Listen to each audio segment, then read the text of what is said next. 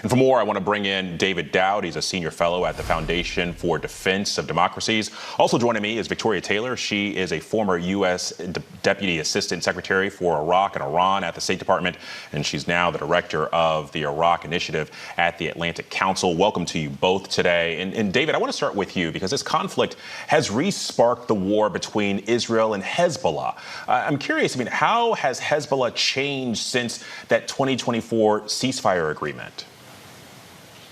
Well, thank you for having me on, Alex. Well, let's start with the idea that Hezbollah has been greatly diminished, not since the November 27, 2024 ceasefire, but since entering the war on October 8th of 2023. Their military leadership was decimated in the lead up to the ceasefire. Most of their arsenal was hit. Most of their political leadership, most critically Hassan Nasrallah, is no longer with them. So they're a severely diminished organization. But over the past year, amidst a lot of cosmetic action, a lot of strong words, but really no genuine action by the Lebanese government against Hezbollah to disarm Hezbollah, to restrain it.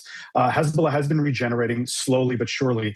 They boasted about this. Naim Qassem, the current Secretary General, started boasting about Hezbollah's battle readiness in September 27th of 2025.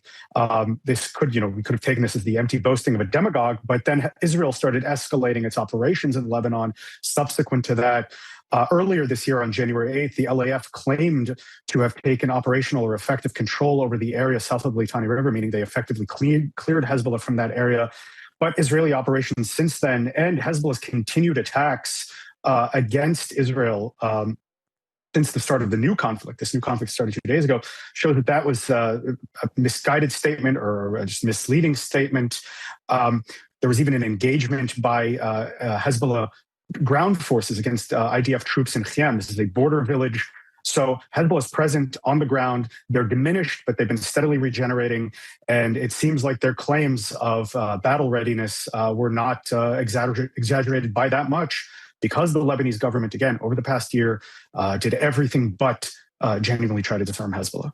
Well, in Victoria, I want to pivot to the Americans, the scores of Americans that are right now kind of stuck in the Middle East. Republicans made a point to criticize the Biden-era drawdown in Afghanistan. And so I'm curious, in your view, how has President Trump handled providing Americans in the Middle East safe exits here? Well, I think what we see here is either bad planning or a really bad plan. How this should happen in a normal crisis is that ahead of time, especially when it is a war that we've initiated, we should be both pulling out our diplomatic and some military families out of harm's way. And that would be paired with official messages to Americans warning them, either to delay travel or to depart. In this case, we also know one of the scenarios that the United States should have been prepared for was an Iran that was going to escalate regionally. The Supreme Leader explicitly said that he planned to make this a large regional conflict. That means that we would have known and should have expected to see missiles and drones flying throughout the region. That means closed airspace, and that the U.S. should have been prepared to get people out before that airspace closed. There was enough time to properly warn Americans, is what you're saying?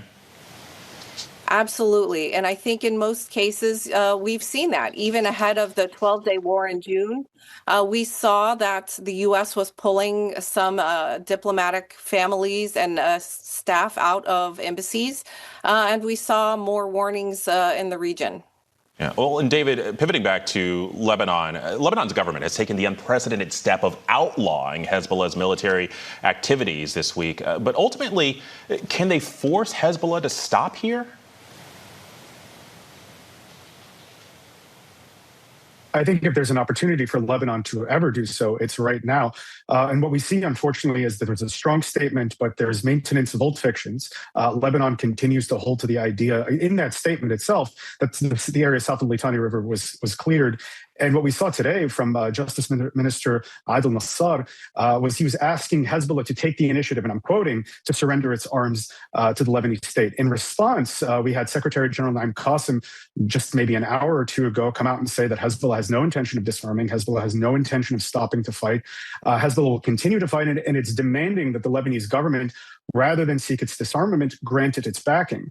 So the Lebanese government needs to take the initiative now. And the idea that this could lead to civil war, well, right now, the Lebanese people, I think, are very angry at Hezbollah for dragging them into a new war. Lebanese Shiites, the shield of Hezbollah against disarmament, are undergoing displacement. And Hezbollah is engaged in a war with Israel.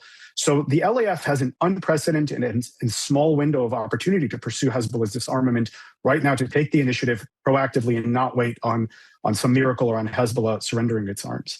All right. David, Victoria, thank you both for your insight.